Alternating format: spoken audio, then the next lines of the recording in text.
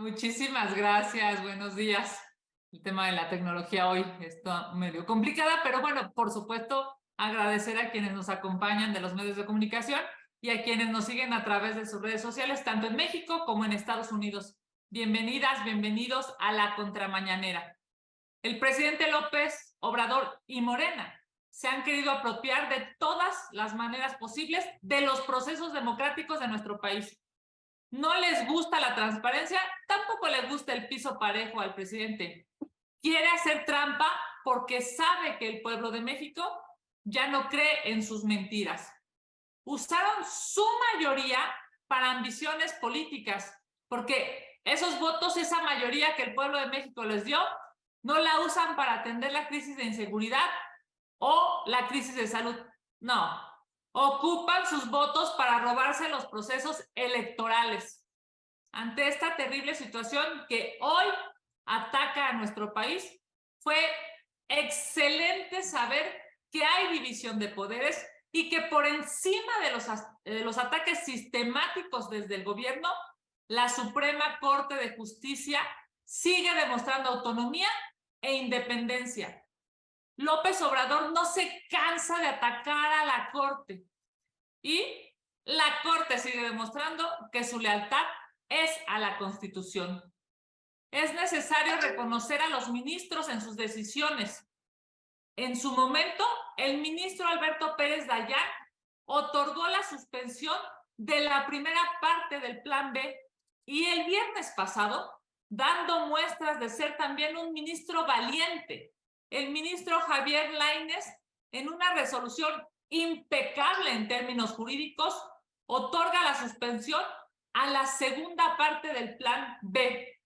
Para hacer eso se requiere independencia, imparcialidad y autonomía. Por ello, desde aquí un reconocimiento al ministro Lainez, quien hoy ha sido atacado vilmente por el presidente.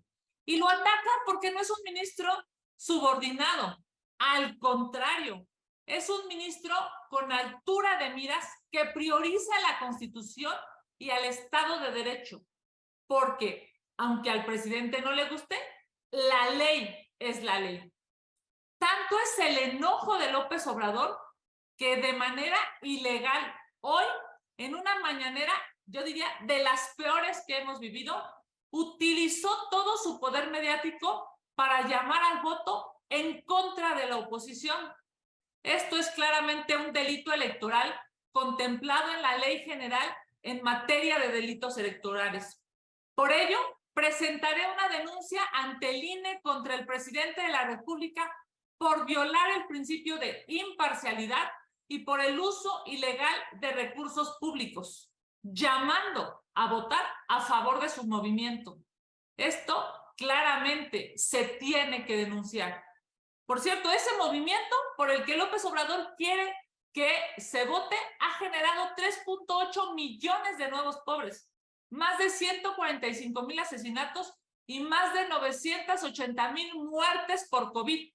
¿Con qué cara se atreve López Obrador a decirle al pueblo de México que voten por ese movimiento corrupto y mortal? Nuestra herramienta como opositores a este régimen es hacer valer la ley, por lo que no permitiremos que se extralimite en sus funciones el presidente López Obrador. Ya basta de querer manipular las elecciones porque sus corcholatas lamentablemente no levantan en las encuestas. Como en Morena saben que pronto se declarará inconstitucional el Plan B, pues entonces ya están lanzando un nuevo plan para adueñarse del Instituto Electoral.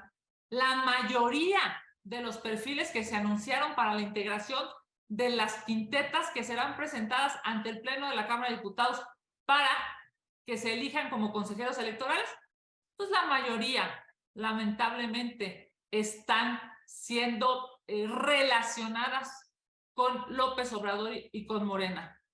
Es una muestra de que el presidente no solo requiere pues de subordinación, sino lamentablemente también pareciera que en sus expectativas es que sus cercanos no tengan capacidad.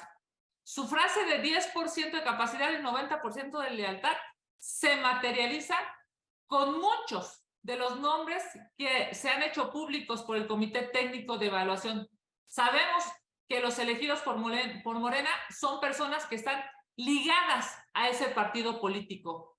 Son subordinados a ellos, muchos de los cuales incluso no saben de materia electoral y pues para ello tuvieron que robarse el examen, tuvieron que darles el examen. El pueblo de México no se merece un proceso de elección viciado de origen, donde no se están eligiendo a las personas más capaces. No se merece que haya familias intocables de Morena, que se estén haciendo ricas a costa del erario de manera inmoral. Lo que México necesita son personas que defiendan nuestra democracia, que sean imparciales y que su compromiso sea con México, no con un partido político o con este impresentable presidente. Muchas gracias. Vamos a sus preguntas.